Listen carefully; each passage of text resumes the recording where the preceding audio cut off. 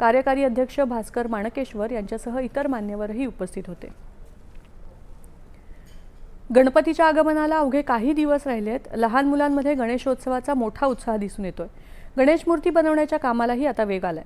जालना शहरातल्या संस्कार प्रबोधिनी माध्यमिक विद्यालयाच्या विद्यार्थ्यांनी शाडू मातीच्या गणेश मूर्ती साकारल्यात। दरवर्षी विद्यार्थ्यांकडून शाडूच्या गणेश मूर्ती बनवून घेण्याचा उपक्रम संस्कार प्रबोधिनीच्या वतीनं गेली 18 वर्ष राबवला जातोय। यंदा सुमारे 100 विद्यार्थी वेगवेगळ्या मुद्रांमधल्या देखण्या आणि आकर्षक गणेश मूर्ती घडवत आहेत।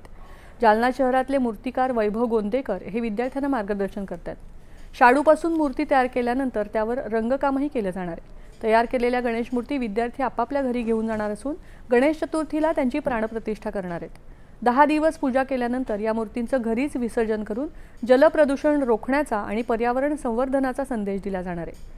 प्लास्टर ऑफ पॅरिसच्या मूर्तींचा वापर टाळण्याचं आवाहनही या विद्यार्थ्यांनी केलं।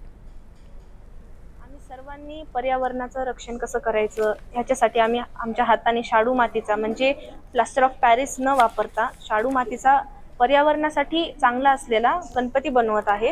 आणि आम्ही जेव्हा हा गणपती बनवणार त्यानंतर आम्ही ह्या गणपतीचं प्रतिष्ठापना करणार आणि त्याची पूजा करणार आम्ही 10 दिवस। त्यानंतर त्याचं विसर्जन आम्ही आमच्या हाताने करणार, कुंडीमध्ये करणार आणि त्या कुंडीमध्ये आम्ही छान अशी गुलाबाची किंवा फुलांची झाडं लावणार आणि नेहमी त्याच फुलं आम्ही देवाला वाहणार। हा गणपती आम्ही शाडू मातीपासून बनवत आहे आणि 15 दिवसांनीच गणेश महोत्सव आहे।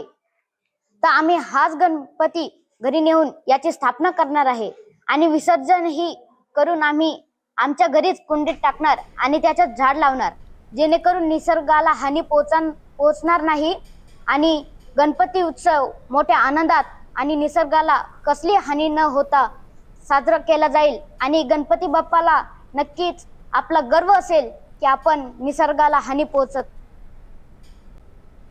बातम्यांपलीकडे